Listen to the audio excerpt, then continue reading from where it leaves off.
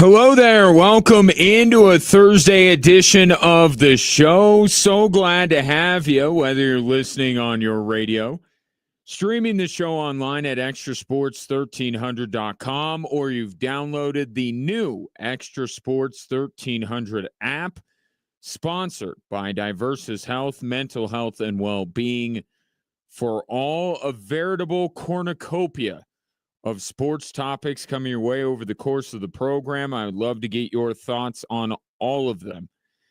The text and the phone line are the same number for your convenience, 719-247-1313. Of course, tonight, Week 14 in the NFL begins, which means it's time to report to game day at Hooters of Colorado Springs with craveable wings, ice-cold beer, plenty TVs, and the world-famous Hooters girls. It is the number one franchise in the league. May I suggest catching the fan filler? 10 boneless wings, fries, a dressing, and a drink for only $16.59. Get into Hooters of Colorado Springs for all the football action. But if Lions and Packers isn't your thing, both the Nuggets and the Avalanche are in action tonight. There will both be earlier starts, 5 o'clock for both teams. And the discussion that's gone on around the Denver Nuggets the last few days, spurred on by, well, really what's spurred on by is what you've seen from the Nuggets so far this season. But it takes a big name like Charles Barkley to really shine a light on what is going on. And that is, it's not going well. That this grand plan to become a dynasty. Remember that's what Michael Malone said? That the next step was to become a dynasty? Now, Tim Connolly said back in the day, we don't skip steps, but there may be steps that they don't reach. That is possible because this team does not look like they are on the verge of a dynastic run. So Charles Barkley the other night on TNT says they need to make a trade, which is my favorite sports take of all time. They need to make a trade. It's said across all sports. Just make a trade. Just trade people. Love it. Love the idea. Great idea, Charles. I do think that the Denver Nuggets should make a trade. Oh, wait. They have to offer something of value to get something back of value in return? That complicates the issue, doesn't it? I went into NBA Trade Machine last night because, that's what I do in the evenings. And it would not let me select the Denver Nuggets. I'm like, that's weird.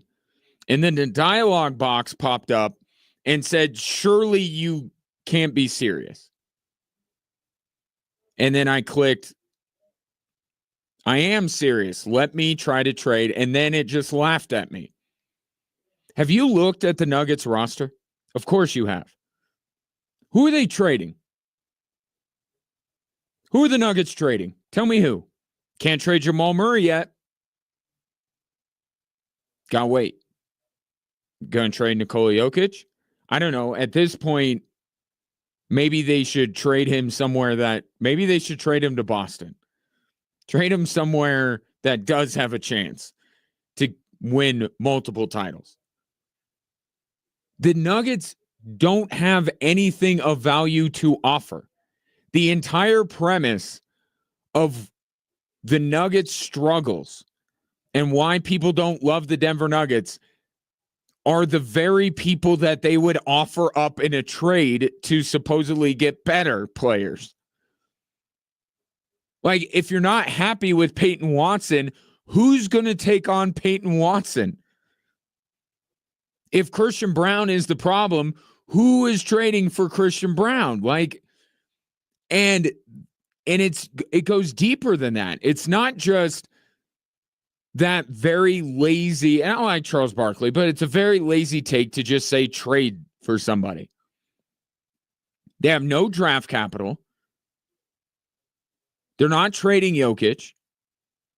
The issue with Porter is, who are you going to get that's better than Michael Porter, who is, as of right now, given that Aaron Gordon has missed a bunch of time due to injury, the Nuggets' second best player. You're going to have to package him with someone, or you're going to have to take on lesser players, which presents a whole host of other issues. You're going to fix the bench by weakening the best part about your team. Right? Best part about the Nuggets is their starting five, or whatever lineup Nikola Jokic is out there with. And you're going to take somebody who fits Nikola Jokic well, has played better than a lot of Nuggets players, and trade him so you could get a lesser player for his position and then a bit role player just so the bench isn't so god-awful. Like, you see the problems with this when you start to dive into the idea that the Nuggets should make a trade. By the way, it's very difficult. It's very difficult to make monies match. The Nuggets have a bunch of max players and a bunch of minimum players. Those are hard contracts to trade.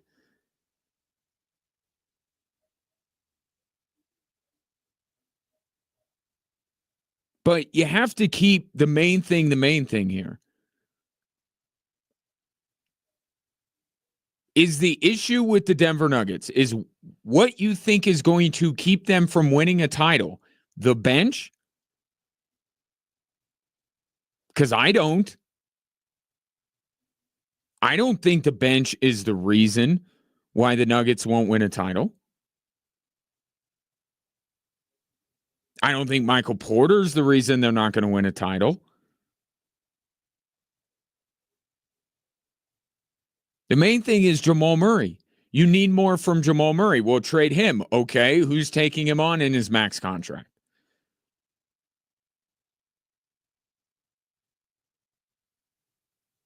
So maybe go out and you do your own NBA trade machine, and maybe you could have better luck than I.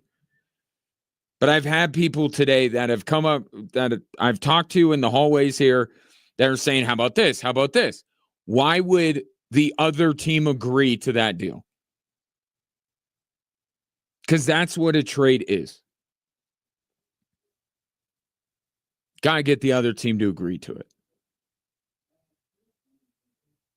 But here's the bigger point in all of this. It really looks like the Nuggets have bungled this. And I'm saying Nuggets with the capital N. I'm not, it's Booth, it's Malone, it's the players, it's the Nuggets organization has bungled this to the point that it is really hard right now to see the Denver Nuggets winning another title with Nikola Jokic in his prime. It's getting really hard to see it, given what they have shown.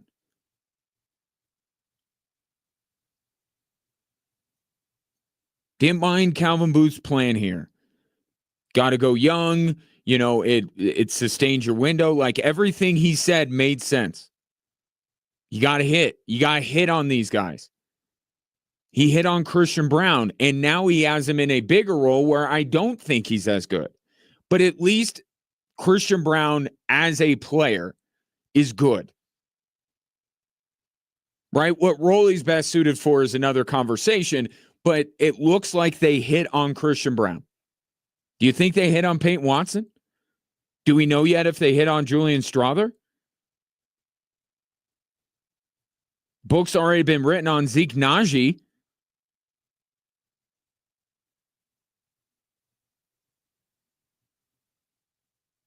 So his idea makes sense. But you got to hit. You want to be the Spurs, and they had these young players. They got Tony Parker. They got Manu Ginobili. Do the Nuggets have either of those two guys?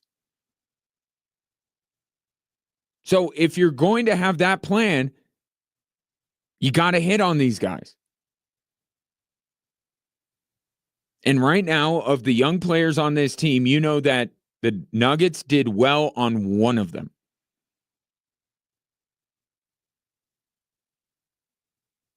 Well, couldn't that be on Michael Malone? Yeah, that's my point. Michael Malone not really believing in the vision, doesn't want to take precious time out of chasing the number one seed to play these younger guys, so we're further behind in the process. Peyton Watson didn't even play in the Minnesota series.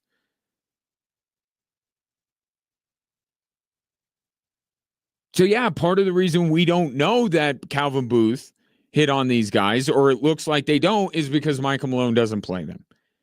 And then you go back to the bigger issue, which is the guy that you're depending on to be the sidekick to Nikola Jokic to form your big two. And if you don't have a big two, you can't even enter the conversation of being an elite team in the NBA. I'm sorry. You got to have two guys. Nuggets don't have one. They have a guy. They don't have a duo. They have one guy. And I like Aaron Gordon a lot. I think he's the second most important Nuggets player. He's not the second best Nuggets player, at least in terms of talent. They need Jamal Murray.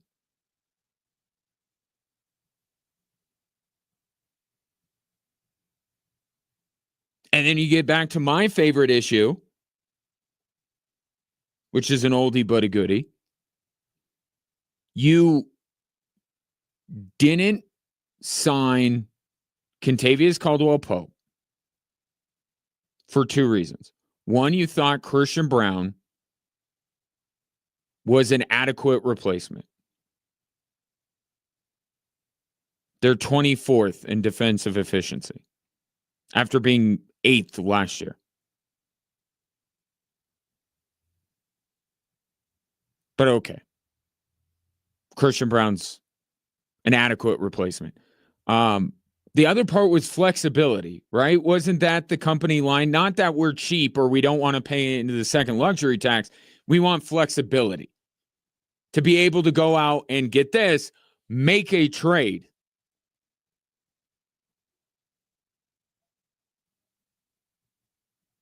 Didn't they use their newfound flexibility to bring in Dario Saric, who is not playing in basketball games despite being 100% healthy?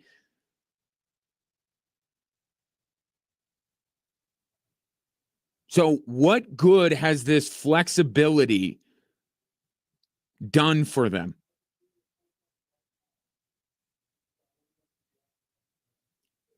A lot of what the Nuggets have put out there over the past two seasons in terms of how they get back to an NBA Finals, how they win multiple titles, a lot of it makes sense and you understand it and you can get behind it.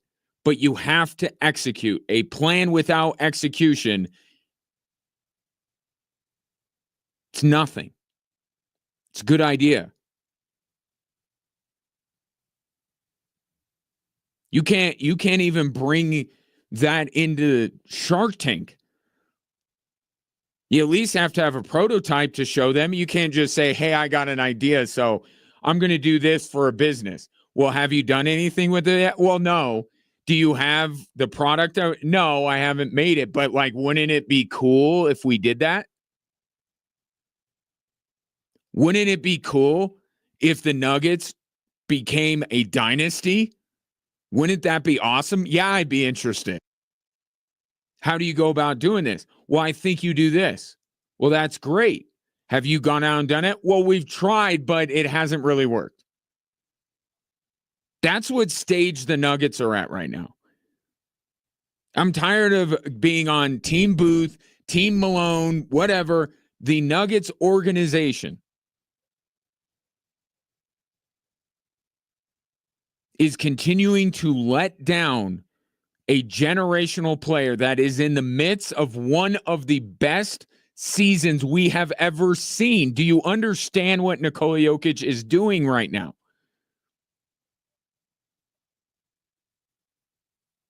And the ideas on how to fix it aren't any better than the ideas that the Nuggets had. Charles Barkley, go out and make a trade. Great. Would you like to give us some direction? But that's where the Nuggets are at right now. And tonight they are going up against the team with the best record in the NBA. This is a measuring stick game for the Denver Nuggets going into Cleveland.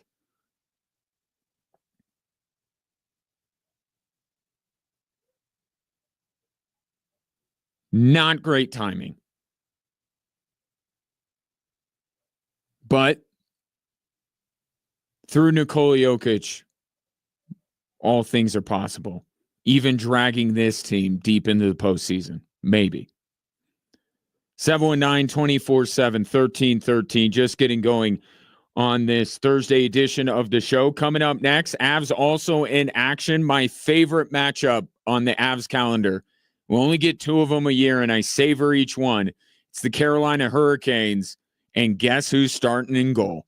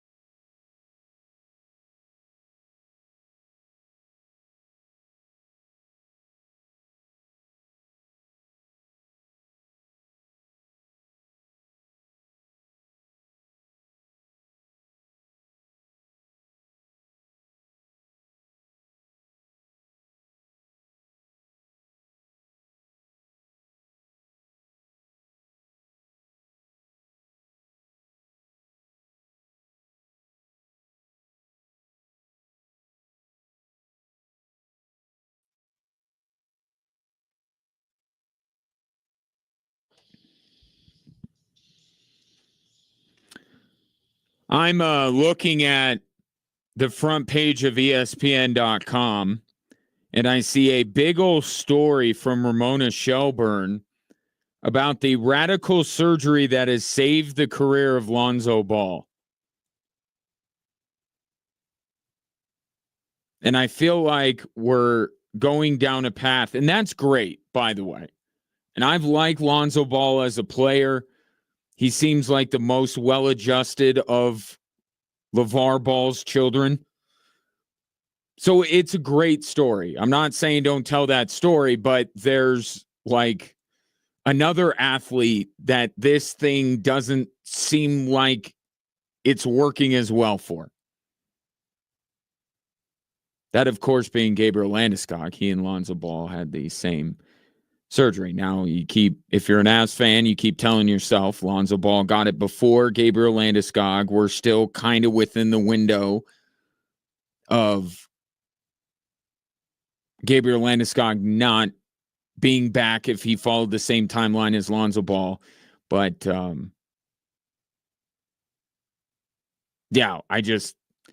that's kind of the thing about radical surgeries, right? If they were surgeries like tonsillectomies that worked 100% of the time, and forgive me if you've had a bad tonsillectomy, I'm not acting like I know, but just some routine surgery, it would be called routine surgery and not radical surgery. But that's a great story with Lonzo Ball, and I hope that this thing helps Gabriel Landeskog, and who knows, maybe it becomes the new Tommy John, where it just becomes so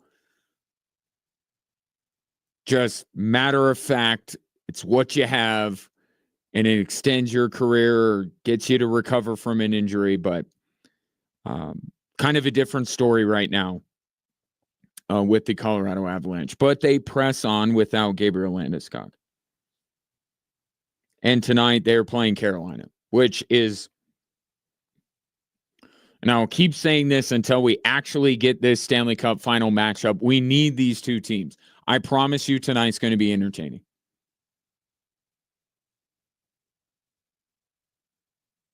And I can't say that about every matchup every night in the NHL, but Carolina, Colorado, their styles of play, the talent that is on the ice, it is always entertaining. And we need to get more than just two matchups between the two teams each year. And that's the only way to get it. So Carolina, Colorado, come on down. You're playing in the Stanley Cup final for Ryan Kaufman's amusement. Scott Wedgwood is going to start in goal tonight.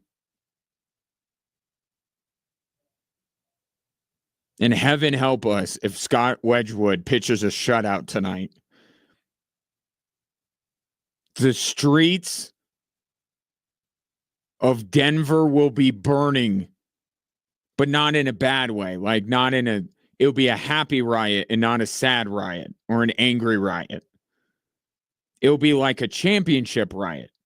If Scott Wedgwood comes in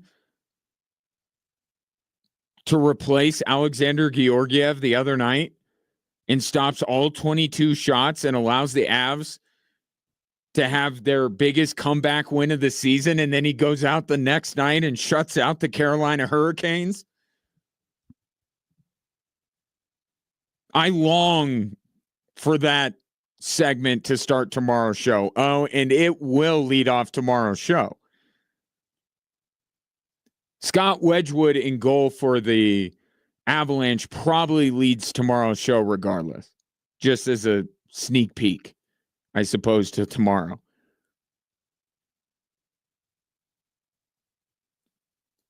But Jared Bednar, I mean, why not? Why not? Right? Georgiev has been back to his old tricks after a spell where you thought he was all good. You bring in Wedgwood. Guys seem to respond to him. Have you seen the video of them giving him the obnoxious oversized hat? Players were geeked for him, and he just got there. talked about what kind of a locker room guy he is. Jared Bednar's talked about that. I mean, I think this is the right call if you're Jared Bednar. Just see it. Like, don't keep us in suspense. None of this Capo Kakinen is working his way through Loveland to get to Colorado. Not just throw him out there and let's just see. We're at that stage of the game when it comes to Avalanche goaltending. If Wedgwood showed you something the other night, which he did, put him right back in goal. That's how you handle this goaltending situation. It's the best goalie on that given night. And you had both goalies in Buffalo. One clearly outperformed the other. Throw them in.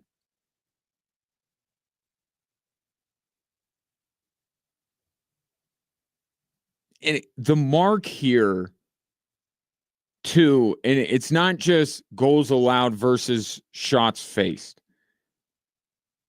And this has been my argument for, or was my argument for Justus Annunen.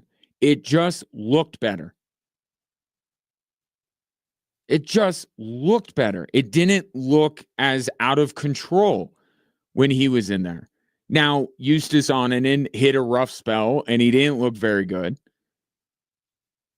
But I watched the Avs with Justus Annunen, and it didn't look like they were overcompensating for anything. Didn't look like they were having massive defensive lapses with Annunen in goal. And they looked that way with Alexander Georgiev.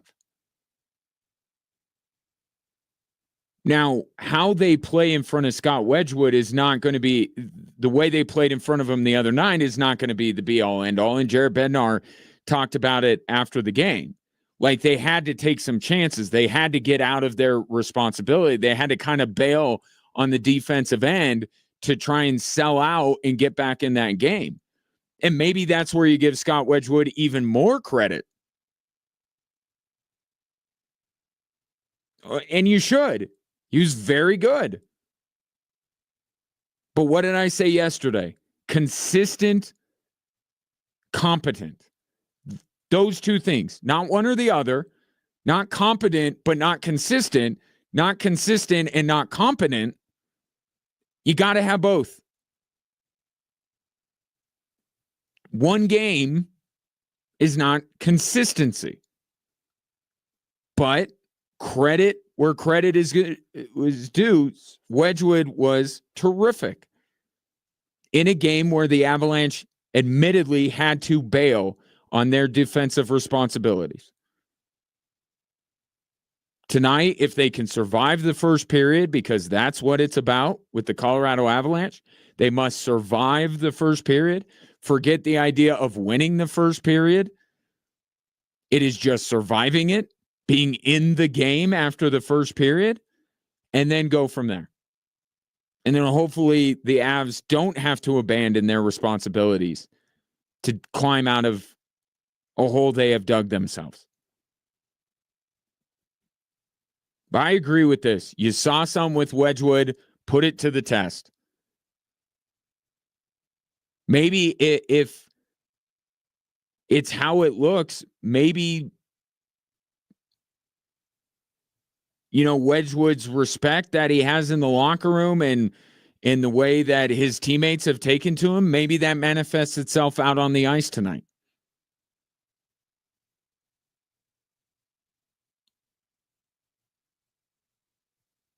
So already one of the games on the calendar that I circle, and now you throw another thing on top of it, that being Scott Wedgwood. And your job, if you like the Avs and the Nuggets, your job tonight is very difficult. You got quite the decision on your hands. Nuggets measuring stick game against the team with the best record in the NBA? Or Wedgwood?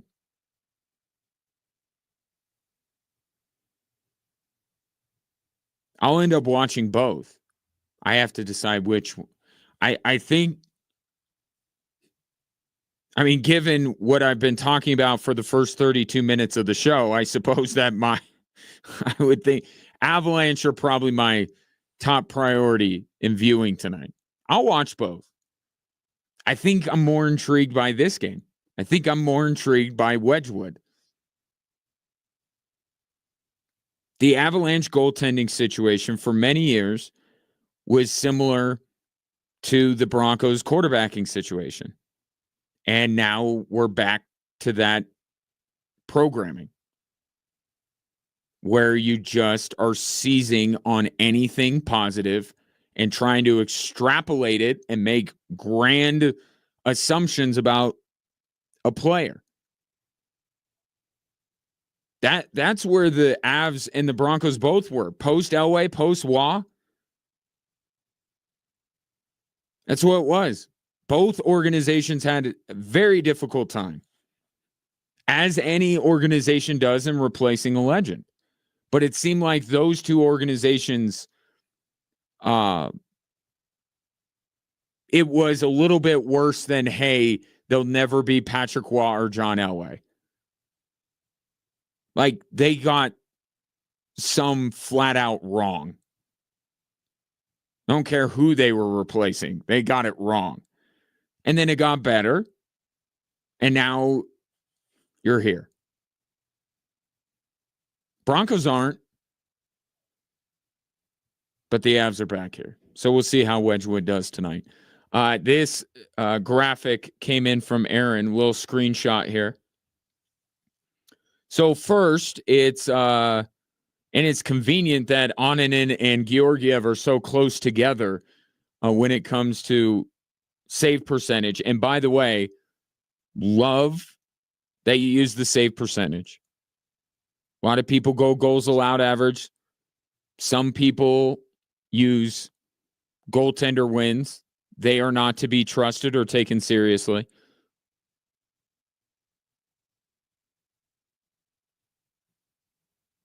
Oninen, 872. Georgiev, 867. And just for the uninitiated, if you don't have a save percentage of .900 or better, you're actively looking for another goaltender.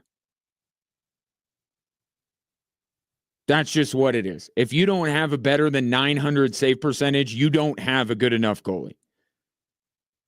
900 is actually not incredibly difficult to attain. Next graphic from Aaron. Darcy Kuemper. 0.903. Now, this is Darcy Kuemper a couple years removed, obviously, from the Avs Cup run. Can I make this comparison? Can I call Darcy Kuemper the Kentavious Caldwell-Pope of the Avalanche?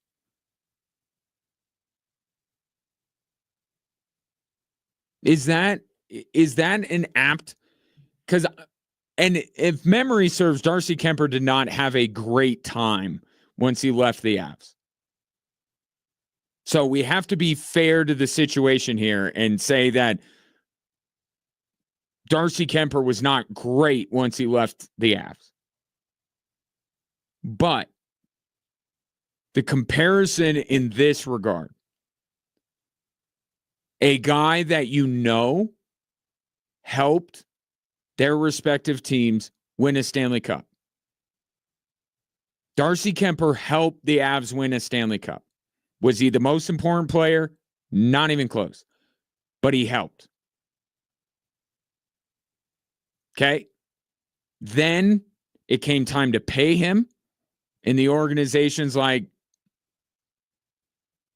we're not going to go over our budget on this guy. And it was like, okay, fine. Yeah, no, you can find another one. Fast forward a couple years later. Because everyone thought that was Bruce Brown, was Darcy Kuemper. No. Kentavious Caldwell-Pope. Darcy Kuemper. It worked. It was good. And maybe a little underestimating of how difficult it might be to replace somebody like that. Not the most important player, not the second, not the third, maybe not even the fourth or the fifth. But important and helped. And now you look back and you say, kind of like to have that guy.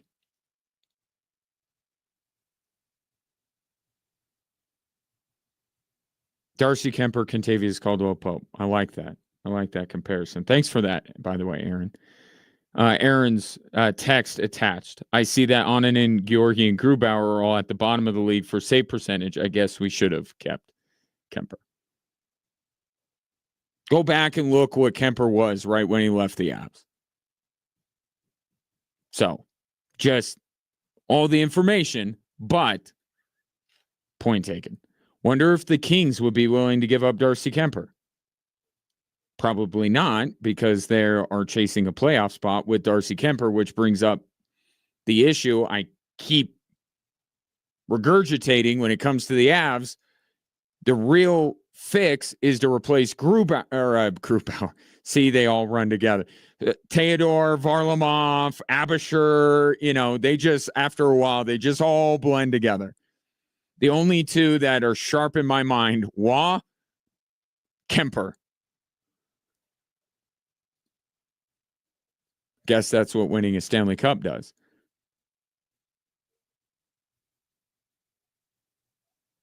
But Kings aren't going to give him up. Because they're like, wow, we have a goaltender that's capable. We can make the playoffs with this guy.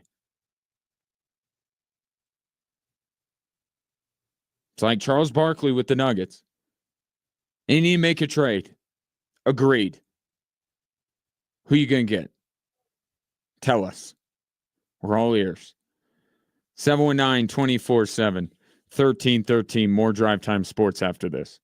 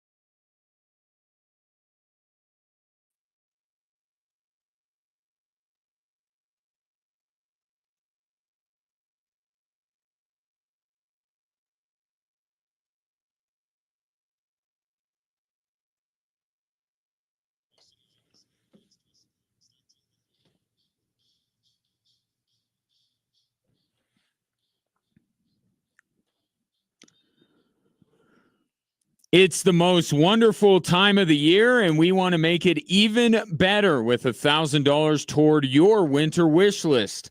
Use it for holiday shopping, travel, a holiday display, or to treat yourself. Enter this national contest at extrasports1300.com for a chance to fulfill your winter wish list, sponsored locally by Downtown Colorado Springs and Downtown CS. .com. Just saw this come across the wire. Luke Richardson, who is the head coach, was the head coach of the Chicago Blackhawks, has been fired. Blackhawks are not improving as Connor Bedard continues his career.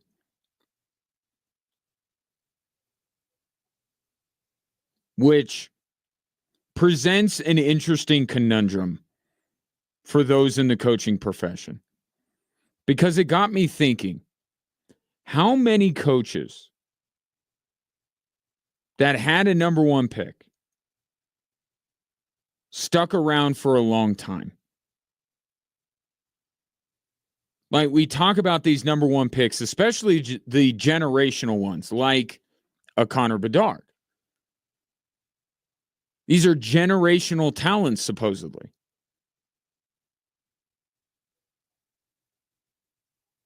Supposed to turn around the franchise.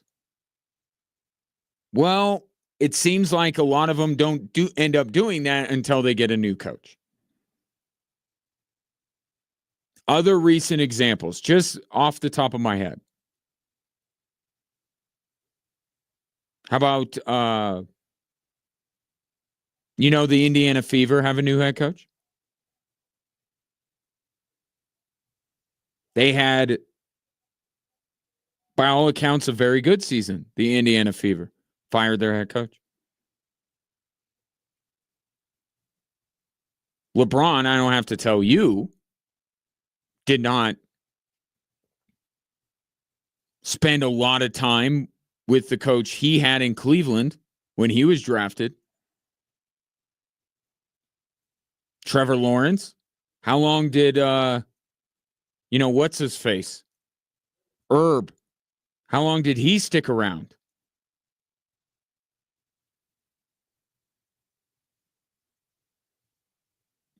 The glee of earning the first overall pick, whether it's by lottery or whether it's by finishing last in the standings, that excitement that the coach probably feels, because why wouldn't you?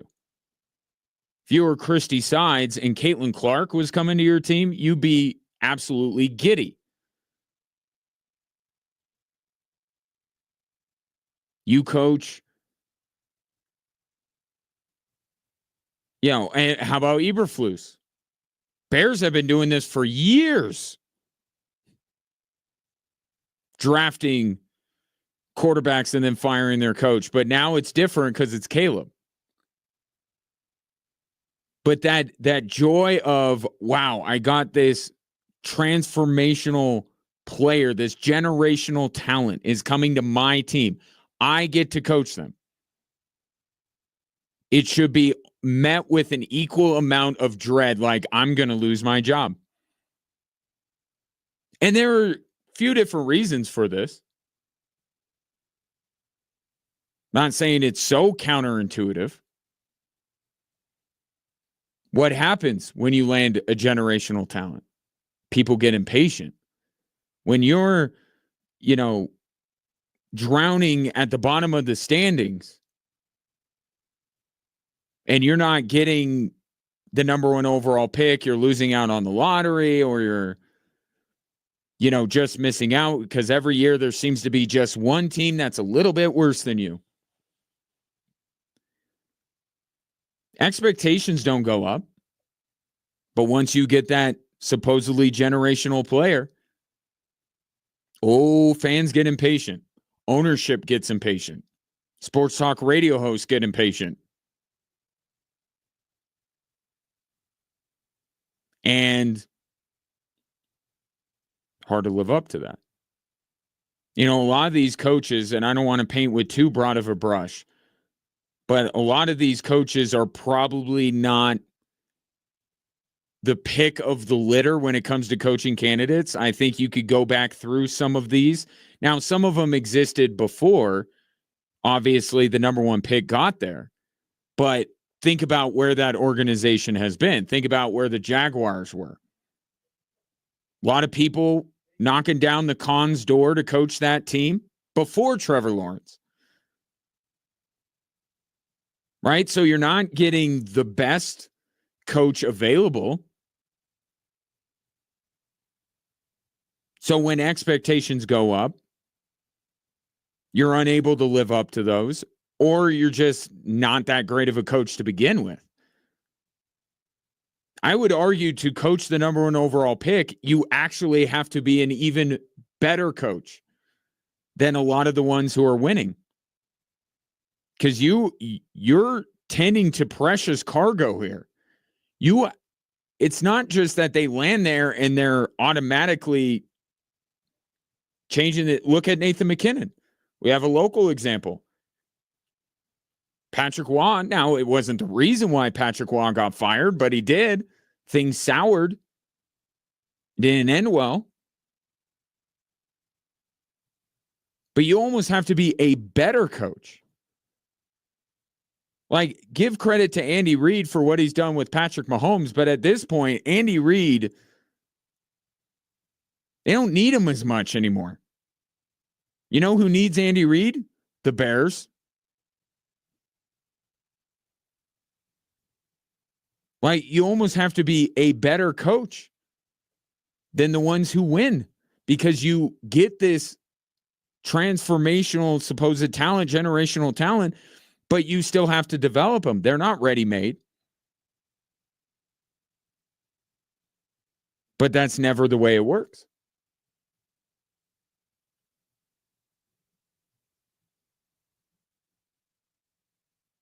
Blessing and a curse, I believe, is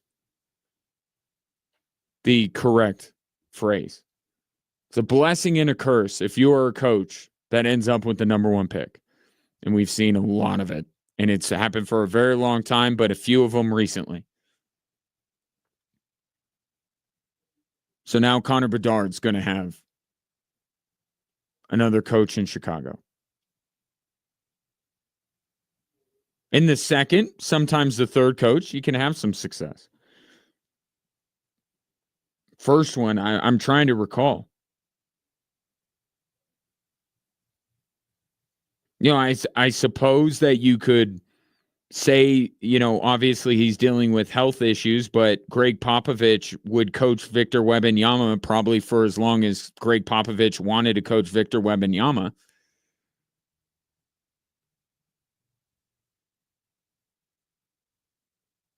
But usually doesn't end well. When your team is on the clock with the number one pick, that clock also signifies how much time you have to keep your job. And it runs out quickly. 719-247-1313. Coming up next,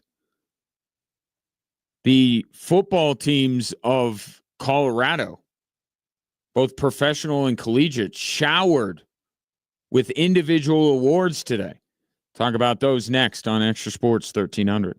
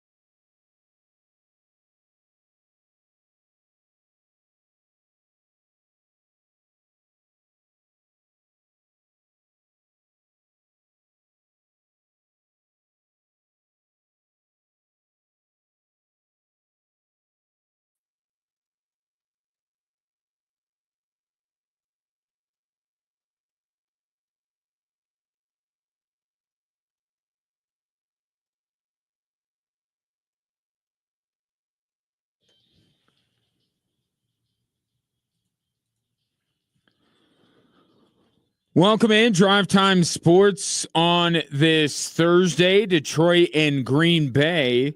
Heck of a matchup to kick off this week of football, and it means it's time to report for game day at Hooters of Colorado Springs with ice cold beer, craveable wings, plenty of big screen TVs, and the world famous Hooters girls. It is the number one franchise in the league. Get into Hooters of Colorado Springs for all the football action. A reminder, you could stream the show live in video form on a daily basis.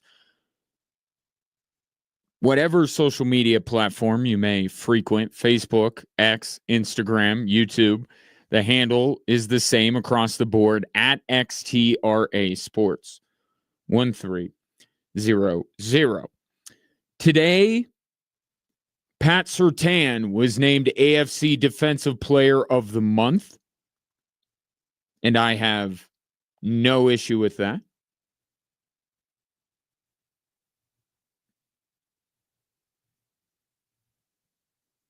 But it's interesting, though, isn't it? Patrick Surtain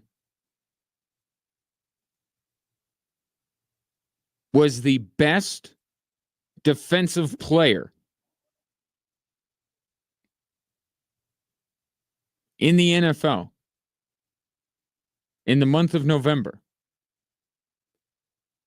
The calendar turns to December, and the Broncos don't trust him to cover Jerry Jeudy. I mean, am I reading this right?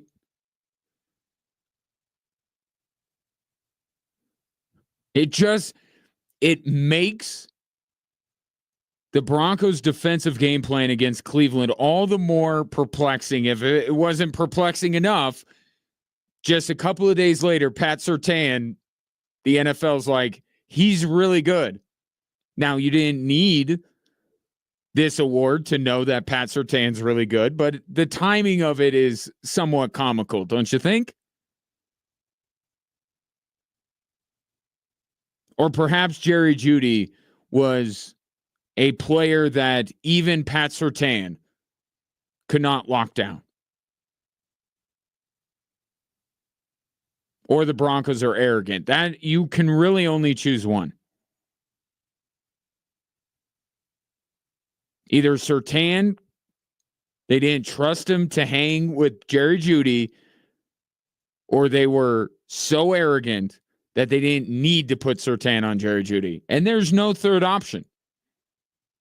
So thank you, NFL Defensive Player of the Month voters. You've helped me out because it's not the first one. It's not the former on why Pat Surtain wasn't covering Jerry Jeudy.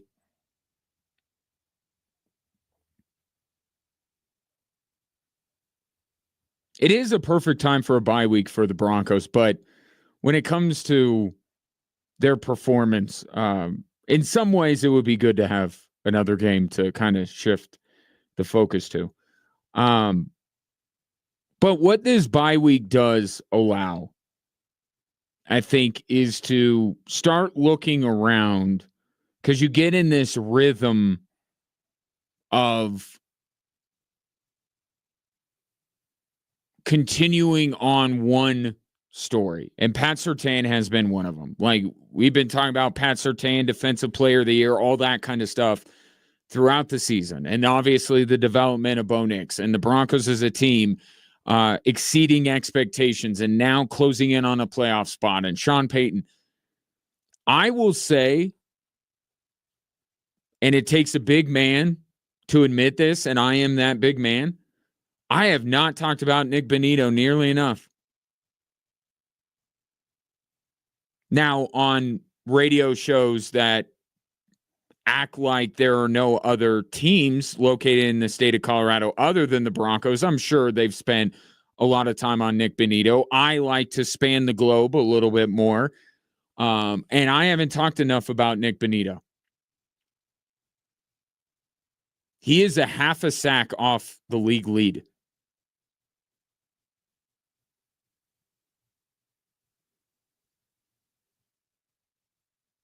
And my question is, are we 100% sure that the Broncos' best chance to win Defensive Player of the Year is Pat Surtain? Now, I went back and looked. There is not necessarily a direct correlation between the NFL sack leader and winning Defensive Player of the Year. But it's the most common thread that there has been in the Defensive Player of the Year for the last decade or so. I was just looking at this. So last year, obviously, it was much debated who should be the Defensive Player of the Year. And Myles Garrett, to quote Michael Jordan from Last Dance, took it personally that despite leading the league in sacks, TJ Watt was named Defensive Player of the Year. Or the other way around, I'm sorry. Myles Garrett wanted to prove that he was the best. What was that all about? He won Defensive Player of the Year. What was Myles Garrett getting all emotional about the other night then? I thought I read that wrong. TJ Watt led the league in sacks. Myles Garrett won Defensive Player of the Year. Year before, Nick Bosa on both lines. 2021, TJ Watt on both lines. 2020, Aaron Donald won Defensive Player of the Year despite TJ Watt leading the league in sacks. 2019, Stephon Gilmore won one of the years that I pointed out would help Pat Surtain and what Stephon Gilmore did that year to win, and could Surtain replicate that? And in 2019, it was our old friend Shaq Barrett that led the league in sacks. And you could go on. Like I said, it's not a direct correlation. It doesn't happen every year. But if you're trying to find a theme, leading the league in sacks is a good place to start. So I ask again, is the best chance for the Broncos to win Defensive Player of the Year really Pat Surtain? Or is it Nick Bonitto? History would tell you Nick Bonitto gives the Broncos a better shot of winning Defensive Player of the Year.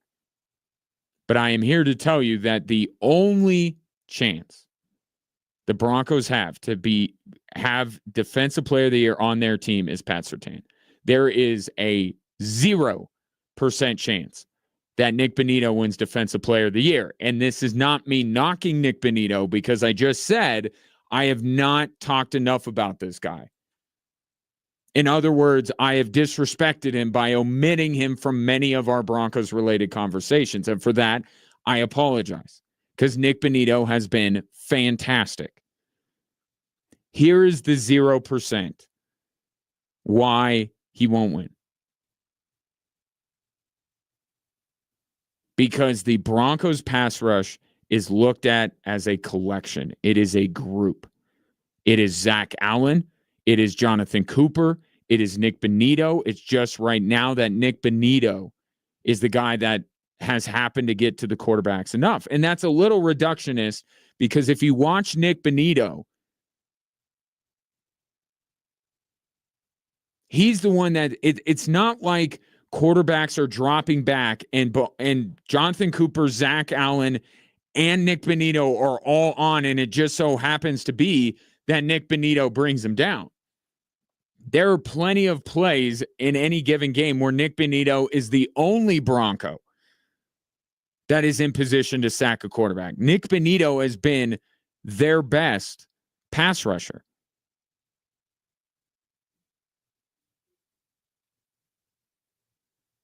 But Zach Allen's been really good, and Jonathan Cooper's been really good, and they blitz more than almost any other team. Surtain stands out. Even though the Broncos secondary this year has been good, just like the pass rush has been good, Surtain stands out. He sticks out. He stands alone. When you think of the Broncos secondary, you think of Pat Surtain. When you think of the Broncos pass rush, you think about at least three guys.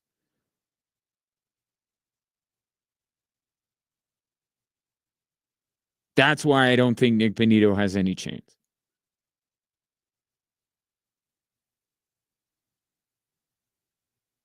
And while Pat Surtain had a terrific November, so much so that he won Defensive Player of the Month, I feel like his chances are dwindling.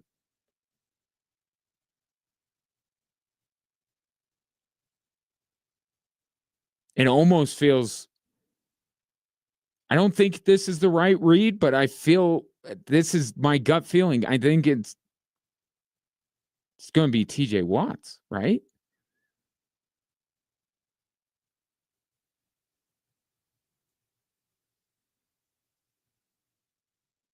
I think Pat Surtain, it deserves to be in that conversation 100%. I mean, Trey Hendrickson right now leads the NFL in sacks. I mean, where has that gotten Cincinnati? The idea is that Cincinnati's defense is terrible because it is. So Trey Hendrickson sacks, and I don't mean to diminish them, they're kind of empty calories. What difference are they making? I'm not saying let's affix a win total to a defensive player, but let's also look at the impact of some of the numbers that are being put up and say, what impact is Trey Hendrickson having on a game when the Bengals are getting absolutely eviscerated by opposing offenses? He's getting his. It's not making much of a difference. I'll tell you, Nick Bonito's 11 sacks are more consequential than Trey Hendrickson's 11 and a half.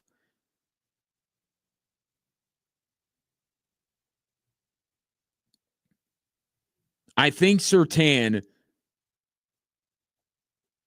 it's really going to come down to the wire. I think he has a case.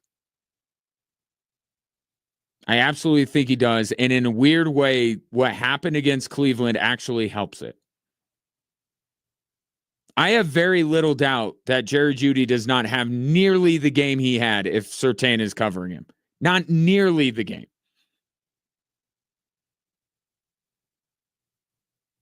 But I look at it and I say, look at what people can do to everyone else in the Broncos secondary except Pat Surtain.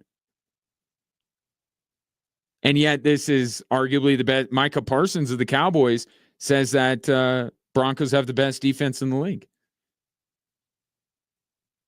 And how many of the sacks that Nick Bonito, Zach Allen, Jonathan Cooper get can be attributed to the coverage on the back end?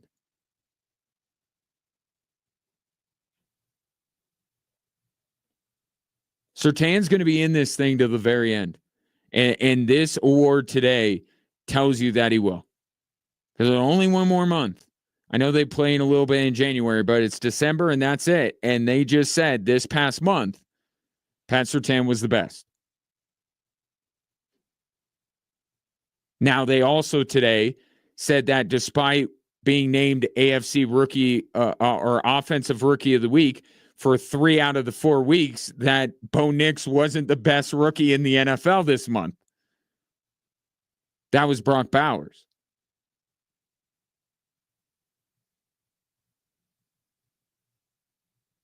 I mean, you want to talk about thinking outside the box.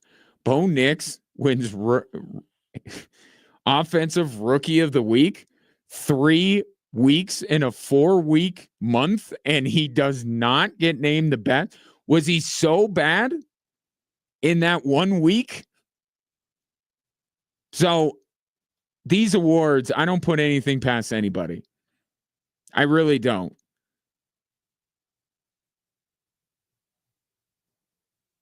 But the takeaways are Pat Surtain absolutely has a chance here.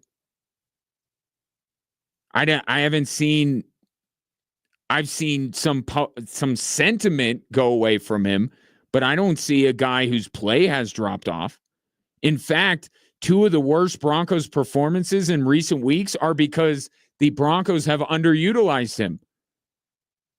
Where was he against Zay Flowers? Where was he against Jerry Jeudy? Being told to cover other people.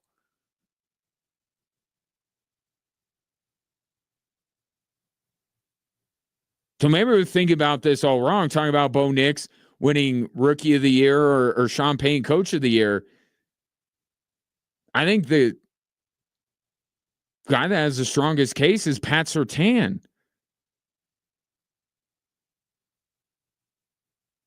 We'll see how it plays out. Still a few more weeks. Hopefully the Broncos have the good sense coming out of the bye to just keep Surtain. Figure out who the best receiver is and just put Surtain on him. Like, this is not hard. This is not difficult. That's what having a great player. It's like Myles Garrett the other night. They're talking about Myles Garrett, that he's always on one side. Right? We get into these, well, what side are they going to move Max Crosby to? Is he going to go after Bowles or is he going to be on the right? You know where Myles Garrett plays? In the same spot all the time, and he still gets to the quarterback. They don't scheme up Myles Garrett. He just goes where he's comfortable and he gets to the quarterback. Same thing with Surtain. Well, you got to scheme up. You don't have to scheme anything with Surtain. Identify who's the biggest threat in the passing game and put Surtain on him.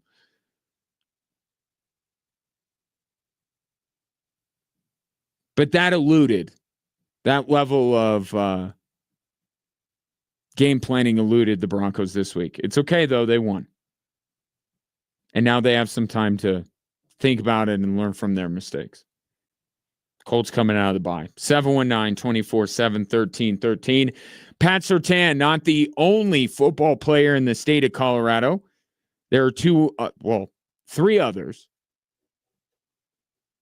that got awarded at the college level. Talk to you about that next.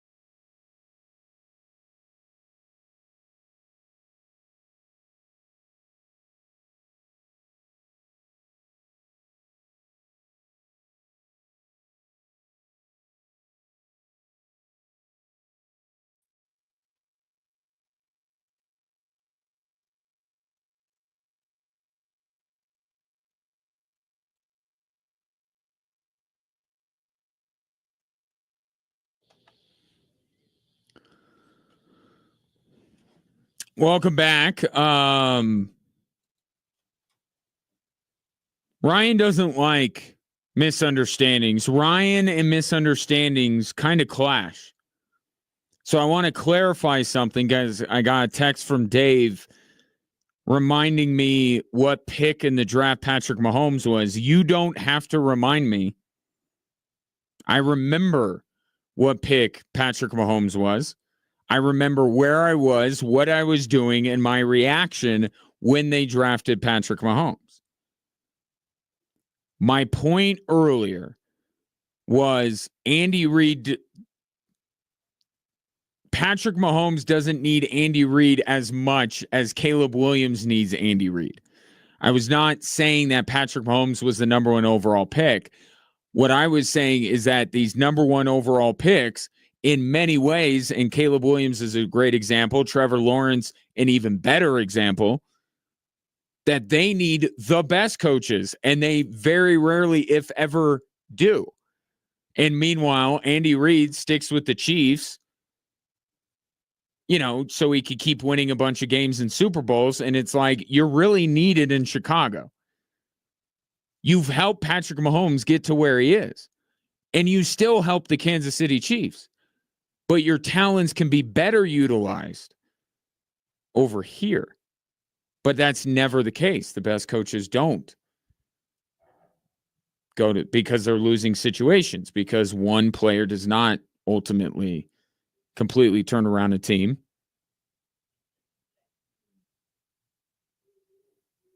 You need more. But that was my point. I know where Patrick Mahomes was drafted. Now, I'm not getting full of myself. I was upset. I wanted the Chiefs to draft Deshaun Watson. And I say that trusting you to understand that it was a different time back then. We didn't know what we know now. At the time, Deshaun Watson over Patrick Mahomes would have been a solid football decision. Time has passed. No decision could be worse in retrospect than drafting Deshaun Watson over Patrick Mahomes. It's a different time, a simpler time back then. Speaking of Mahomes, Brett says, I think we both agree that Mahomes should have won Defensive Player of the Year last year. Am I right? Am I right? I wasn't going to bring it up, but I know that's why I can trust in you, Brett, because you're going to. Yeah, I mean, I don't know how often I need to get onto this show and continue talking about the injustices perpetrated on Patrick Mahomes and the Kansas City Chiefs. I mean, that team can't catch a freaking break. And I've had it. I've had it with my team, with the referees, with the league, with MVP and Defensive Player of the Year voters, overlooking the Chiefs and screwing them over at every turn. It has gotten ridiculous. It's the biggest problem in the NFL, and no one wants to talk about it. The unfair treatment of the Kansas City Chiefs. I'm glad that you brought it up, Brett. Thank you, Brett, for bringing it up.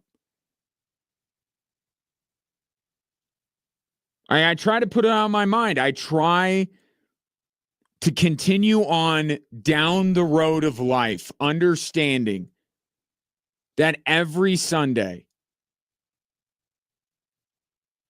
my team is going to get the short end of the stick. Nothing ever is given to this team. They have to scratch and claw for everything. And I'm tired of it. Really tired of it. Please sign my petition at change.org. Anyway. Wow, for somebody that's just tuning into the show, they're going to be like, what the hell is this guy talking about? You really have to have been around for a little while and understand who you're listening to right now. I can be a little sarcastic.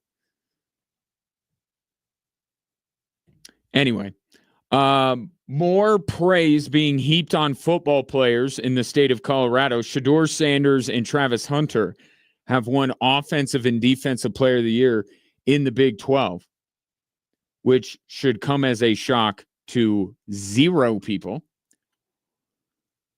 And it should also not come as a shock, albeit a tad disappointing if you're a Buffs fan, that Kenny Dillingham beat out Deion Sanders for Coach of the Year. He should have. Kenny Dillingham is doing exactly what Deion Sanders is doing in Boulder, but without as much fanfare. But inside the Big 12, they're recognizing it. And good for Kenny Dillingham. It's not to say that Deion Sanders isn't doing great things with the Colorado Buffaloes, but Kenny Dillingham, and Deion Sanders has even talked about this. He and Kenny Dillingham are two peas in a pod. They feel a kinship with one another because they both took over horrendous programs that had no hope for the future and turned them around immediately. So good for Kenny Dillingham.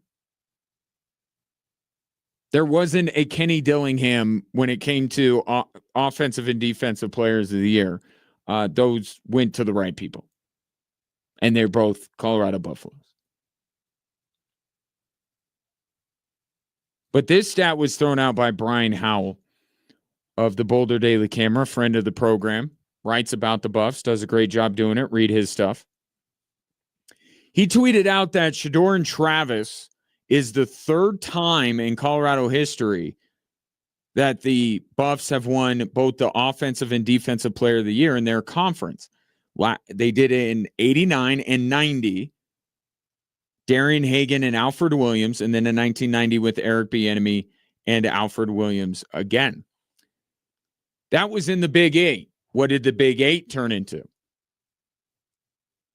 My point? The Buffs should have just stayed in the Big 12. Things would be better. How much better? I don't know. I'm not saying they would have the offensive defensive player of the year sometime between 1990 and 2024, but it just everything good that has happened to the Colorado Buffaloes has happened in the Big 8 Big 12 conference. They should have just stayed. But we know why they left. Because it's why anybody does anything in college athletics nowadays. Money, and then they turn around and chastise another party for doing something because of money. Did you see Brian Kelly's comments? Brian Kelly getting upset that players are just deciding who pays them the most money. Remind me again why you left Notre Dame. Did you take a pay decrease to go to LSU?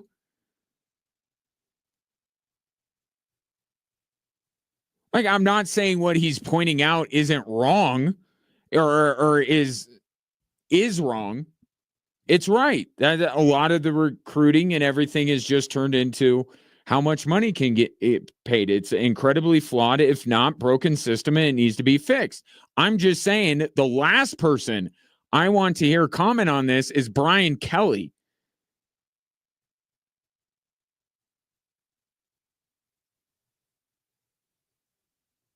I actually don't need Brian Kelly's opinion on anything football related.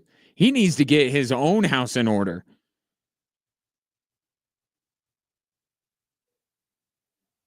You have the best player in college football. How many wins did LSU get last year? How's this year going without Jaden Daniels?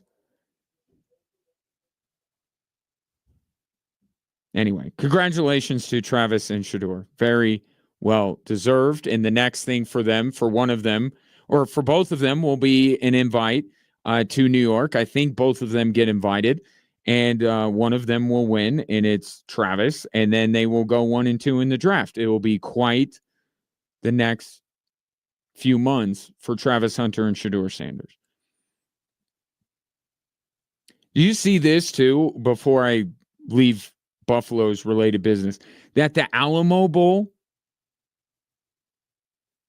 is contemplating going back and forth between two potential matchups of Big 12 teams. The Alamo Bowl said this. Where I see it, my good buddy Sam Farnsworth tweeted out about this, and then I was looking at it. Where is it? Right here. The Alamo Bowl announces the matchup is down to Iowa State, BYU, or ASU, Colorado.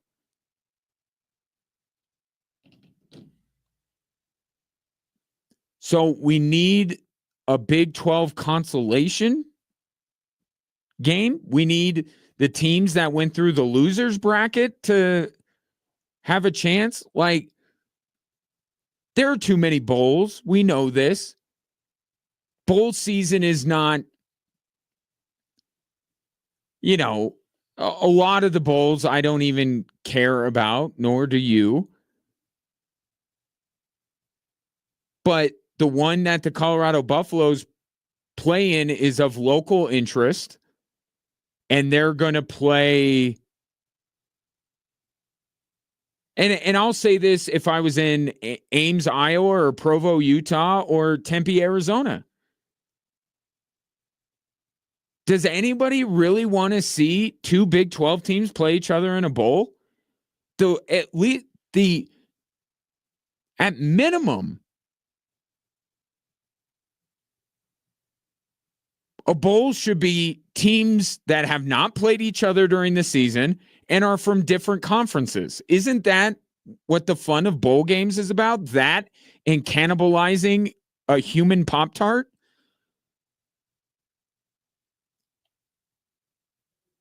I don't want to see CU play another Big 12 team. I'm done with CU in the Big 12. For this season, I want to see CU. You know who I want to see? I want to see CU Miami. I don't care what bowl that's in. Put in the Alamo Bowl or the Pop-Tart Bowl. Well, preferably the Pop-Tart Bowl or the campingworld.com bowl. I don't care. Give me CU Miami. That's the matchup I want to see. Give me two Big 12 teams. I just watched a whole conference season of Big 12 on Big 12 crime. And what's all this? And this is the point that Sam makes, and I wholeheartedly agree. What is all this debate that we have going on with the college football playoff rankings? Or SEC infinitely better than the Big 12. So Alabama, with 3 losses in the SEC, is more deserving, should be in over a 2-loss Big 12 team. Okay, well, can't we use the bowl season to at least settle these debates amongst ourselves? Put an SEC team against a Big 12 team. And at the end, we do the ACC Big 10 challenge in college basketball. Right? And then at the end of it, it's like, well, ACC, better than the Big 10. Look at all that. You're going to put 2 Big 12 teams together? I'm not. I want to watch CU take on Arizona State. Like, okay, Kenny Dillingham against Deion Sanders. Okay, that will catch my attention for about the first 5 minutes, and then it'll be like, wait, I'm watching another Big 12 conference game. It's an exhibition. Mix it up.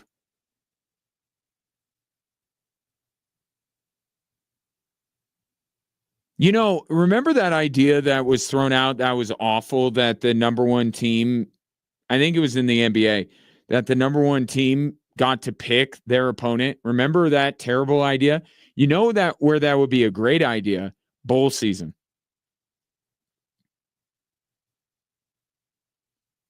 Bowl season.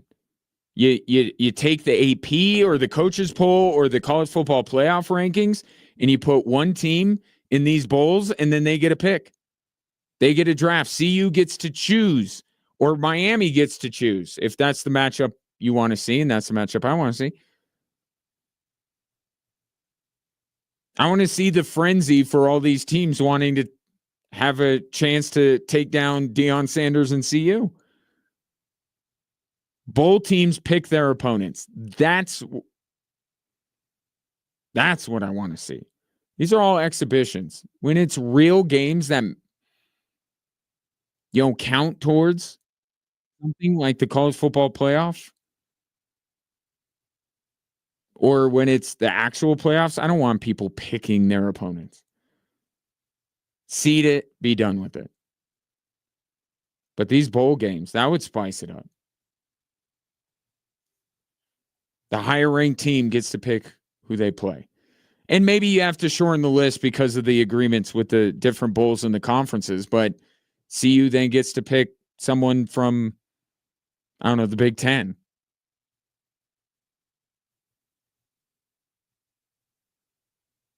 They choose Purdue. I don't think Purdue's bowl eligible. 719-247-1313. Speaking of college football, have you thought about Bill Belichick coaching college football?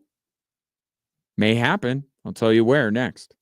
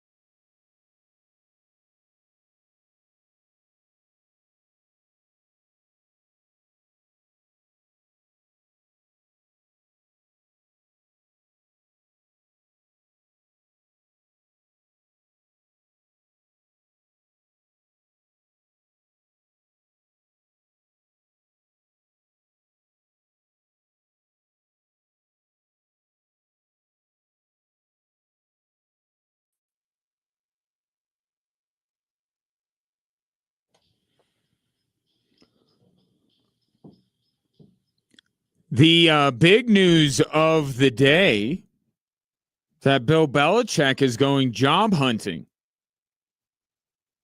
But I should say that it's not the fact that he's job hunting. We knew he would be going job hunting. It's where he's looking. He interviewed with the University of North Carolina for the head coaching job vacated by the now fired or soon to be fired. Like it's a weird thing, like he's going to be able to coach their last game or something. But Mac Brown had that gig.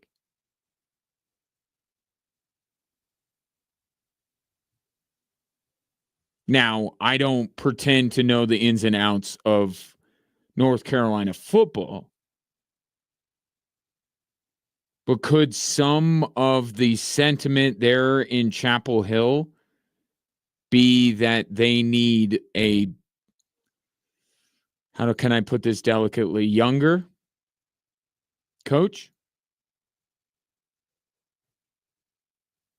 Again, I don't know the ins and outs. Maybe that's not the sentiment at all. But going from Mac Brown to Bill Belichick feels like more of a lateral move than just in terms of age. Maybe I'm being ageist. I don't know. I thought that they were looking for a little bit younger, more progressive. But from Bill Belichick's perspective, I could see why he's intrigued by this. The prospect of coaching in college.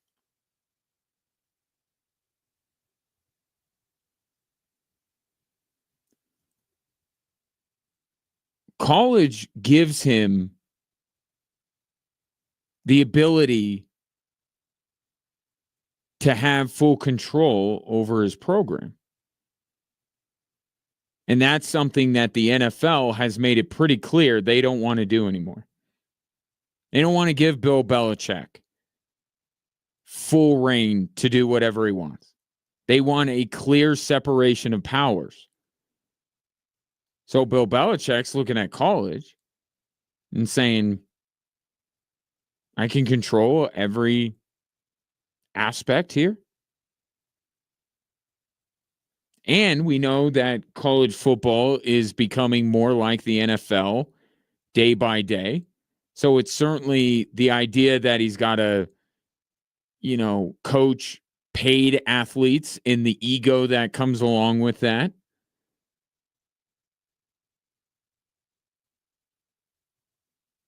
I don't think that would faze him.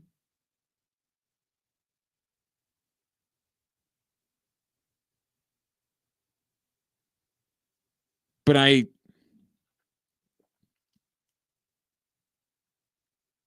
don't know, the NIL stuff. Because the thing with, and I'll use a recent example that I was just talking about, Kenny Dillingham and Deion Sanders. Like, they have the energy for it. They stump for it.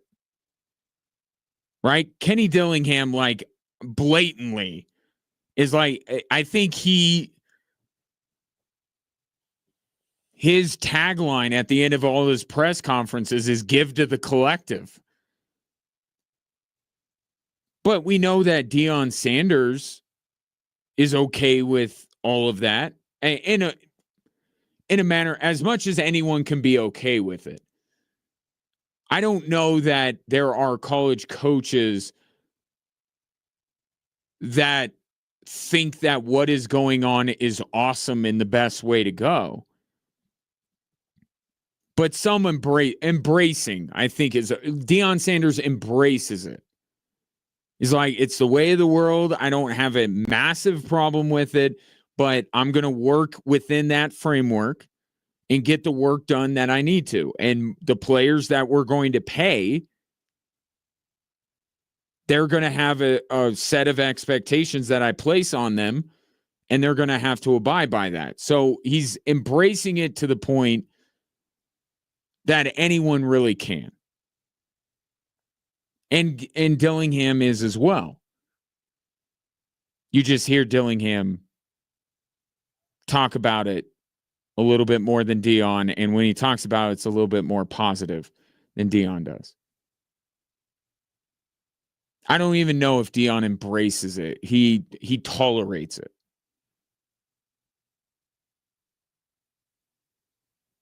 But is Bill Belichick that kind of a guy? That because he comes from the NFL, he's like, cool, we'll bid for the services of this guy and this guy. I don't have a problem with that. Did that for years. On the surface, it feels like it. Clearly, he feels, at least to some extent, he's not in the dark about what college football has become.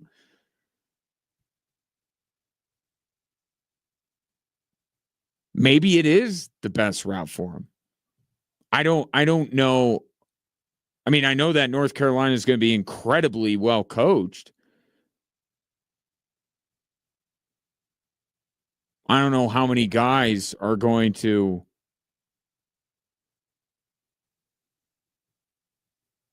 sign up to play for Belichick. I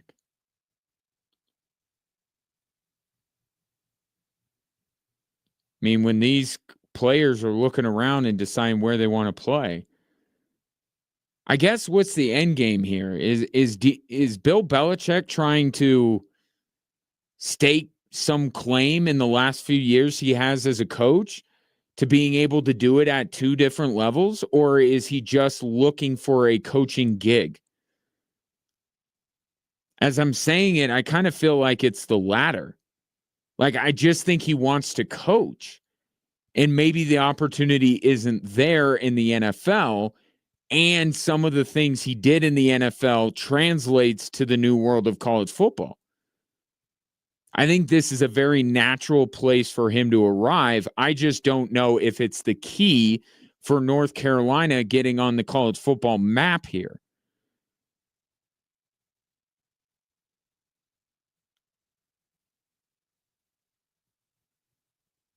Would be a splashy hire. There's no doubt about that. And I don't know, do you even have to appeal? You know, I'm talking myself in and out of this thing and have been doing it all afternoon. Do you have to appeal to the kids? To the parents? Do you have to appeal to them, or do you have to appeal to boosters? Because I could see some very wealthy people that went to the University of North Carolina being all on board with Bill Belichick being their head coach and pouring some money into the collective.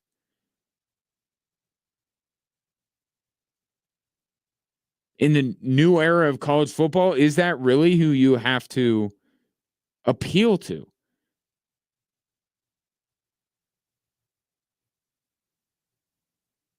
I think in many ways it is.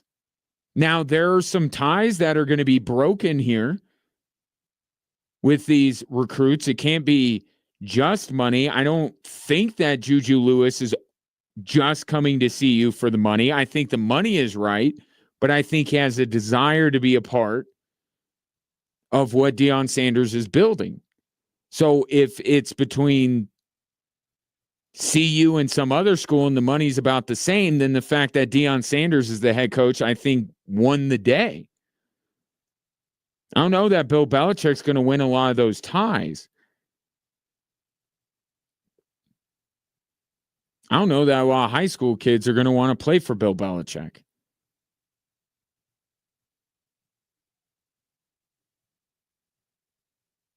But the rich fathers might want to donate to the collective.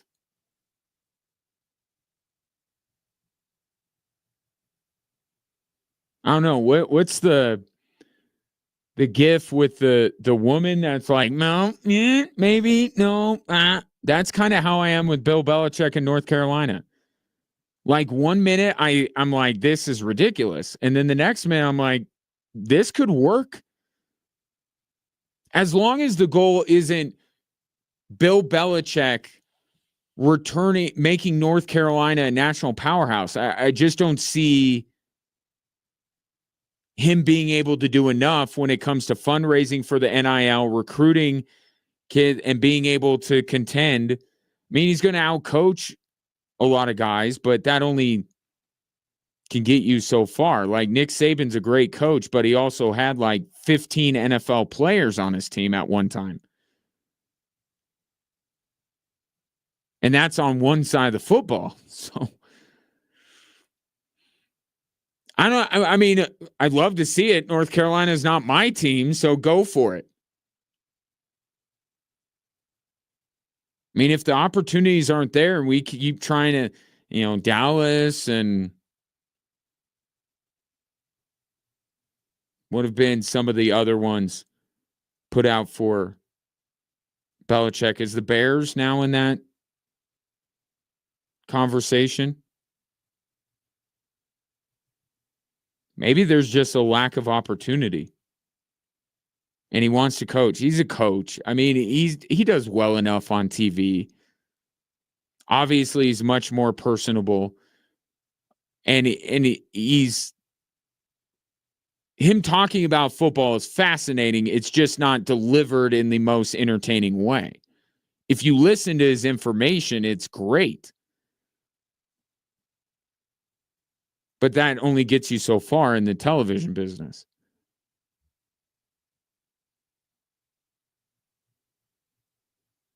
Maybe college is the route. And I do think Belichick just wants to coach. I don't think he wants to be a TV personality. North Carolina and Belichick. What do you think about that potential marriage? 719 247 1313. We'll hit the three stories that are driving the show after this.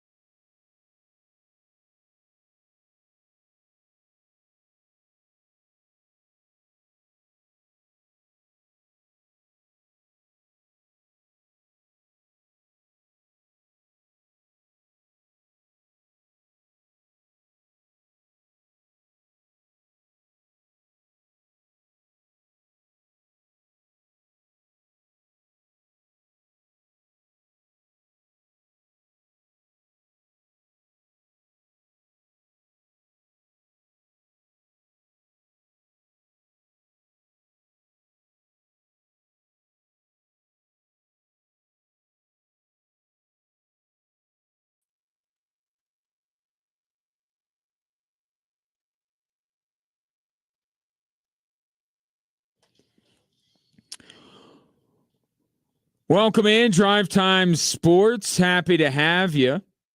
Whether you're listening on your radio, streaming the show online at extrasports1300.com, or you've downloaded the Extra Sports 1300 app, sponsored by Diversus Health, Mental Health, and Well-Being for All. And on that app or any of the platforms I just mentioned, you can hear tonight's game between the Lions and the Packers. Our coverage from Westwood One starting at the bottom of the hour. But if you would like to go out into the world, experience it with a bunch of people over some food and beverages, may I suggest Hooters of Colorado Springs tonight?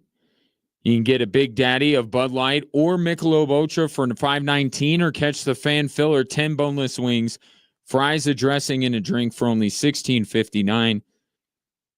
Get into Hooters of Colorado Springs for all the football action, including tonight. 719-247-1313 is the number if you'd like to interact with the show. Perhaps you have a reaction to the three stories that are driving the show.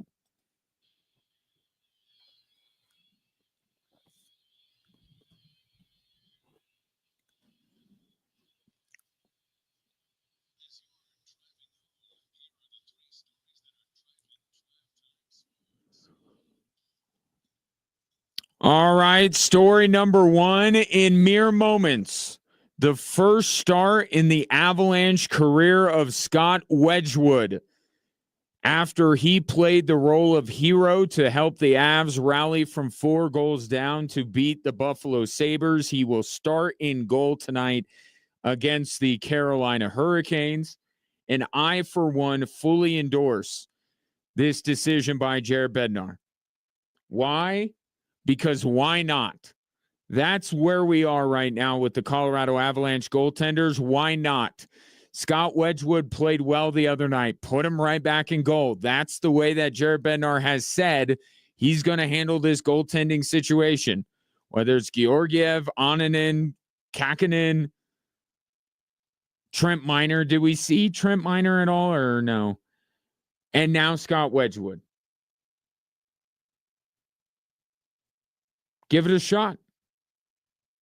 Ride the hot hand, whatever you want to say, put him in goal. See, why wait? You brought this guy in. Might as well see what he's got. Tough situation to walk into, though, going against Carolina. I do think it's somewhat significant, though, that he didn't go back to Georgiev.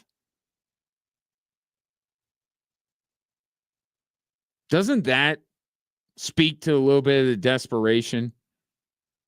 Or better yet, just speak to where Alexander Georgiev is right now, that it's not, hey, we'll just throw him back in goal. He had a bad night. Throw him back in there. Nope. It's like, hey, this guy, get him in there. I think it does say something about where Georgiev stands in the mind of Jared Bednar and the Colorado Avalanche. Not here we go again necessarily, but not that. So Wedgwood going to be on the ice against the Carolina Hurricanes. And, oh, by the way, a matchup of the two players who are leading the NHL in points, Nathan MacKinnon and Martin Nikosh from, that's how you say his name, right? From Carolina.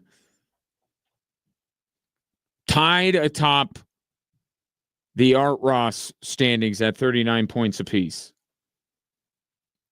So there's that. But let's be honest. Locally, the story is Scott Wedgwood gets the start. And we'll see how it goes.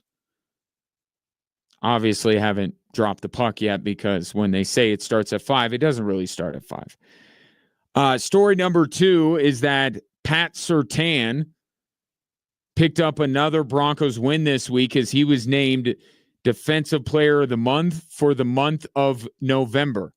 and allowing all of 55 yards. We keep talking about Bo Nix Rookie of the Year chances, Sean Payton Coach of the Year chances, and those are worthwhile conversations. But I kind of feel like the best chance for the Broncos to get recognized with a postseason award right now is Pat Surtain. And this, doesn't it feel like a bit of an indicator of where people's heads are at?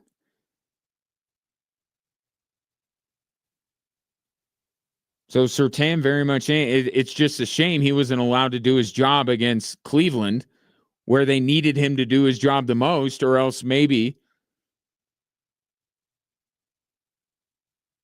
he could continue, although he didn't allow a ton of yards anyway in that game. So I guess not going against Jerry Jeudy didn't really hurt his chances of winning Defensive Player of the Year,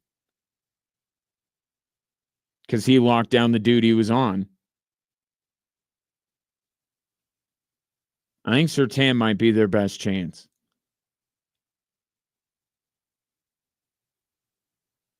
But what, four games left for the Broncos, 5 for other teams. Lot can change, but Surtain's still on a path where Sean Payton and Bo Nix had to come on a little bit later on. Pat Surtain was in the Defensive Player of the Year conversation from the get-go. See where it goes, but well-deserved. Well-deserved Pat Surtain being named Defensive Player of the Month for the month of November. In story number 3 is Charles Barkley's comments the other night about the Nuggets needing to make a trade. And I've thought about it. I've pondered. I've seen a lot of people's reaction to it, and it's like, here. And I'm kind of there too. Here. Like, clearly right now, this Nuggets team doesn't look good enough to win a title. And they're tonight going up against the team with the best record in the NBA. Right now, they're getting ready to take on Cleveland. Not a great time for a measuring stick game in many ways, but they are coming off the win against Golden State. So let's see if the way they closed out the game against Golden State is a step in the right direction. Could be. But I would be for the idea of the Nuggets entertaining, but they have messed this whole thing up so much, mangled this. And I'm talking about Booth, I'm talking about Malone, I'm talking about the players. This has been so mangled, I don't know what they trade and what they can realistically get back. Can't trade Jamal Murray yet. When he's eligible to be traded, who do you get that's better? Are you going to trade Jamal Murray or Michael Porter for a lesser player in your starting 5, but to address the bench, which doesn't even matter as much when the postseason rolls around? You're going to bundle up Christian Brown, Peyton Watson, and Deron Holmes and flip it for a veteran all-star? Like, part of the reason why it feels so bleak for this Nuggets team right now is that there's no pathway out of it. What's that movie? The only way out is through? The only way out of this is what the Nuggets have on their roster right now. This flexibility that they feel like they got because they didn't pay Kentavious Caldwell-Pope, what's it going to get them? Nothing. They have no draft capital. Christian Brown is the only young player that I think would intrigue other teams, and you have to put something else with him in order to get what you're looking for from another team. It feels like you're just moving deck chairs on the Titanic to trade Michael Porter for Bogdan Bogdanovic. Like, how does that make them better? And Jamal Murray, his trade value is the only time his trade value has been lower than it is right now is when he was unavailable to play because of his torn ACL.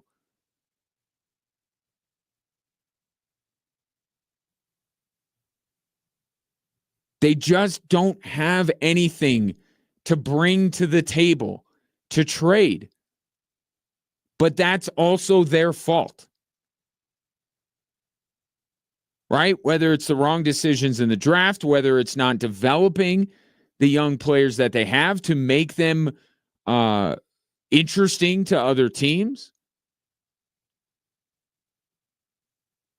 whether it's, they feel like they've gained all this flexibility by not paying Kentavious Caldwell-Pope, and then they turned around and signed both Aaron Gordon and Jamal Murray to max extension. So much for that flexibility.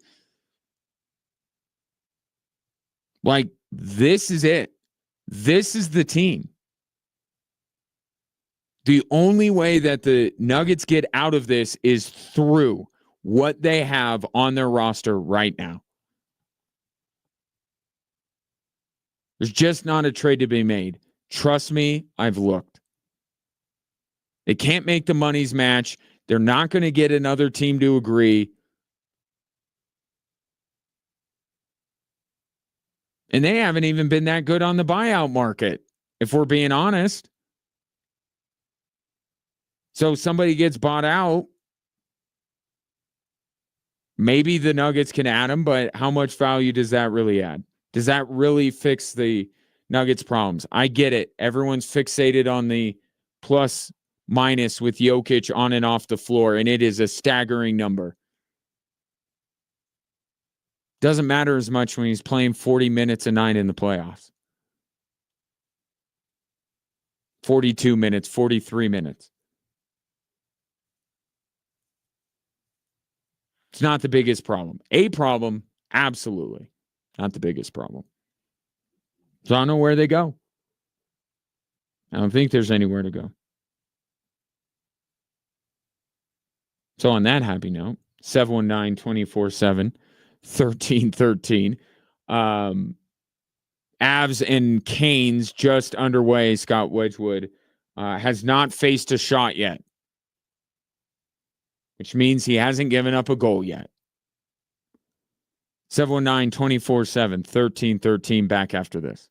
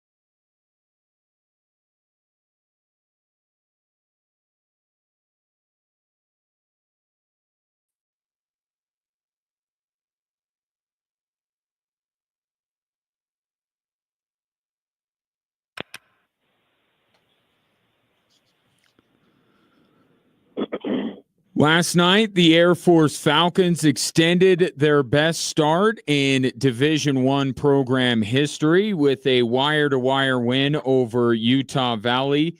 76-58 was the final score, and now they'll turn their attention to Seattle, which visits Clune Arena on Saturday. Joining me now is the head coach of the Falcons, Stacey McIntyre. Coach, feel like I haven't talked to you in a few hours. How are you?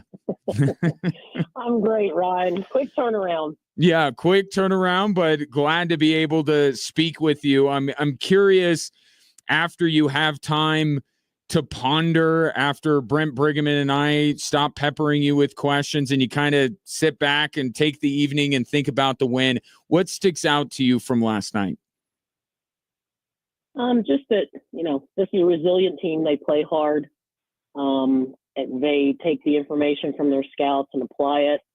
I mean, while we are, still deficient in certain areas defensively, there were a lot of positives from last night's game. So pointing those things out, but also in preparation for our game Saturday, fixing and making the little things a priority. This staff that you had put together, how much of it, when you were deciding who you would bring onto your staff for this first year at Air Force, did you say, I want to really focus on coaches that can help prepare my team the best? Because you've talked multiple times about the scout and the information that they're getting. It's easy, this team can execute it, but if they're not getting the right information, then it doesn't do a lot of good. How much did you put that as an emphasis into your staff, and how well has your staff done in getting your team prepared? Ryan, one of the biggest challenges in taking this position was making a decision on staff. I certainly took my time and, realized what the priorities are. And, anytime you have a new staff, it's an adjustment for, the coaches and the players. And, between Adam Wardenberg and Lauren Brocky and Renee Raisley, Zoe, Carrie, our staff is doing a great job in terms of preparation. And, you just have to, spend that time watching film and be concise and, confirm what the priorities are in game preparation, and they're doing a great job. I talked to Milani Perry after the game about this a little bit. I wouldn't say that you have an old team by any stretch of the imagination, especially when the team you go up against has like 3 grad transfers on it. But there is some continuity with this roster, right? And looking at this start, how much of it do you attribute to the fact that, especially in that starting 5, they all know their roles and they were in those roles last year for the most part? I know you're working back in, Joe Huntemer a little bit more than she was playing last year, but these players were in these roles last year. How much do you think that kind of continuity has helped spark you to this early season success? It is amazing just to have, those starters out there with experience. Even Jada McNabb, she's only a sophomore. Alexis Cortez, sophomore, with our 2 seniors. And it is just amazing just from a continuity standpoint, just how well they work together. One of the things they're doing very well just from an offensive standpoint is they're moving the ball well. We know when, we need a basket that Milani can get downhill or Madison can get downhill, and just very selfless and unselfish, and they play extremely well together. You mentioned you mentioned your 2 seniors in that starting lineup, but Madison Smith, I talked to her after one of the games in Puerto Rico, and I've been calling games with Madison Smith playing a big role for your team for a couple of years now. She seems to have like some, I don't know if it's a chip on her shoulder, but like an edge to her this year, where she just really, she speaks very highly of this team that she has around. You could tell that she's confident in the group that she's playing with, but she seems to have a little bit a something. I think edge is the word I would use. Do you see that from her? And could that be, her knowing this is her last go round and she's going to try and make the most of it? Well, clearly, I think it, has a great deal to do with senior year, but, across the board, that's just Madison. She plays hard, and one thing that she is, and that is competitive. And she brings that to the floor night in and night out. I always tell her she's best when she's mad or she gets frustrated, and that's when she has that edge the most. But, love that fight in her, and that energy that she brings, especially when she's defending the ball. And, she just leads by example while she's out there. Yeah. Now we just need to get to the point where it's not a couple of early fouls that gets her angry. Like, find something else to get angry about, because she needs to be out there on the floor. Stacey McIntyre, Air Force women's basketball coach, my guest. And you look at Madison along with Milani Perry. You've seen the development of these two players and the steps that they have taken. And right now they're putting up tremendous numbers. I would imagine that you think there's more room for them to grow. How much and how good can this duo be, considering the conference that you play in, which has a lot of really good backcourts? Well, they're certainly off to a good start. And just picking up where they left off a year ago. Milani, just, you always say that young lady knows how to get a bucket. And she knows how to get downhill, and she has a clear understanding of when to do it and when her team needs her to do it. And there's, something to be said about that, in addition to Madison. And they play well off each other. And like I shared earlier, just from a timing standpoint, they know what they need to do and when they need to do it to help their team. Stacey McIntyre, Air Force women's basketball coach, my guest. As great as this start is, I think it would be a problem if this team was playing its best basketball right now. There's a lot of basketball left to be played, and certainly you hope that they continue to progress. What have you told the team, or what in your mind is kind of the next step that this team needs to take, even over the next couple of weeks before they get into conference play?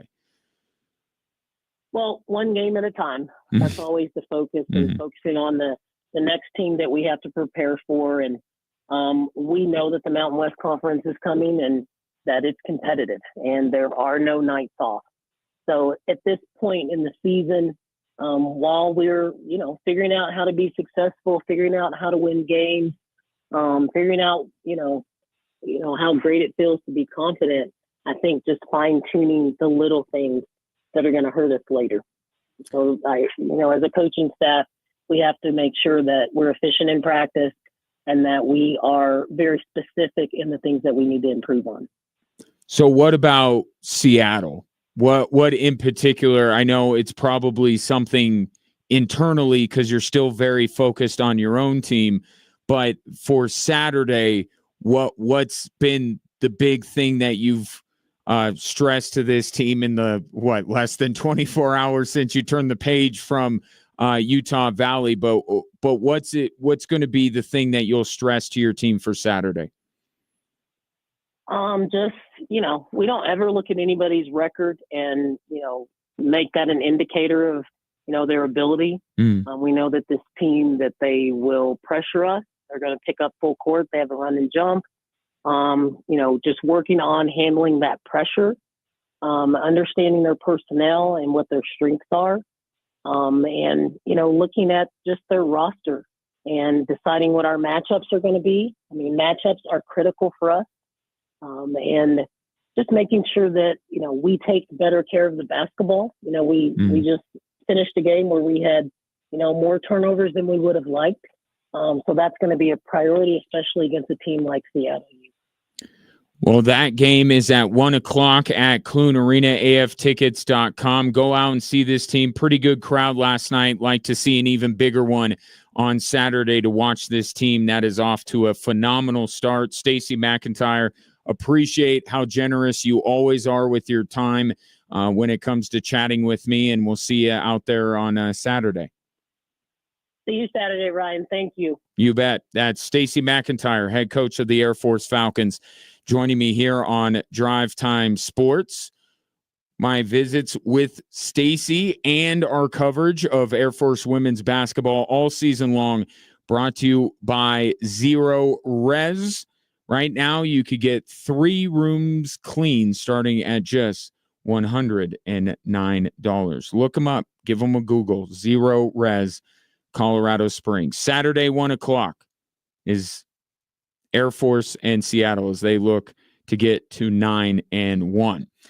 That'll be the way we close out the show today. I appreciate your patronage. Thanks again to Stacey McIntyre for dropping in to chat a little bit about her team that is off to a phenomenal start. Coming up right now, it is the Packers and Lions. What a way to kick off Week 14 here on Extra Sports 1300. Talk to you tomorrow.